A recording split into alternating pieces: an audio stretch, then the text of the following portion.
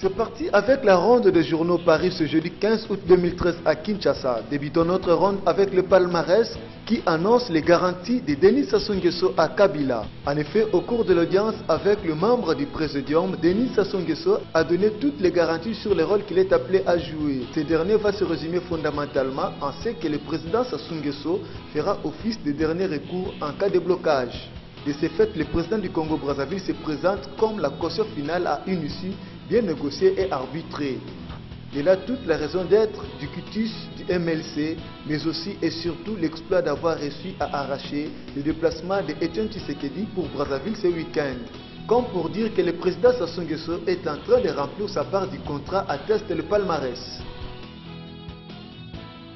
Le GUD revient sur le déplacement d'Etienne Tshisekedi à Brazzaville et atteste à cet effet que Tshisekedi et Samy Badibanga sont ensemble.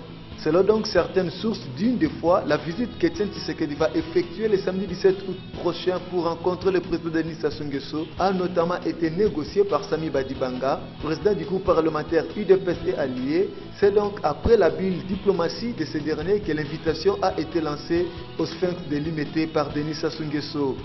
Etienne Tshisekedi se rendra bel et bien à Brazzaville ce week-end.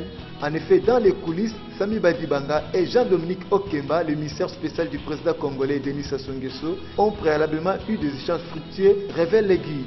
Ainsi donc, contrairement à ce que l'opinion pense de tous les députés UDPS prenant part à l'Assemblée nationale, Samy Badibanga reste très lié à la 10e rue, affirme le GUD.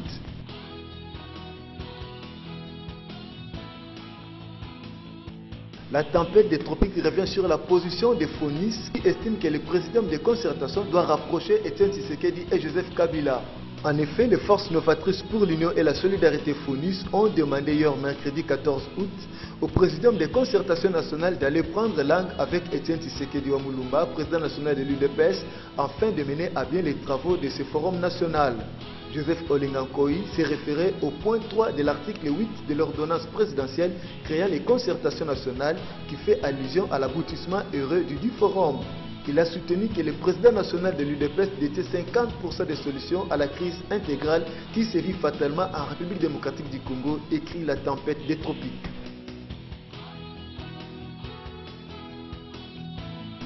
Le phare de son côté présente les retombées de la condamnation du député du MSR par la Cour suprême de justice. Comme il fallait s'y attendre, la réaction du mouvement social pour les renouveaux MSR n'a pas tardé. Seulement 24 heures après la condamnation à 3 ans de prison de son député national à la personne de Mouindo Zangi Butondo par la Cour suprême de justice, qui siégeait en lieu et place de la Cour de cassation en matière de flagrance, le MSR a réagi de manière foudroyante et dans des termes aussi durs que surprenants pour un parti de la majorité présidentielle. Ainsi, face à l'injustice dont le parti s'est dit victime, le MSR a pris la décision de suspendre sa participation à toutes les activités ou rencontres de la majorité présidentielle, en commençant par les travaux préparatoires ou consultations en vue des concertations nationales, note le phare.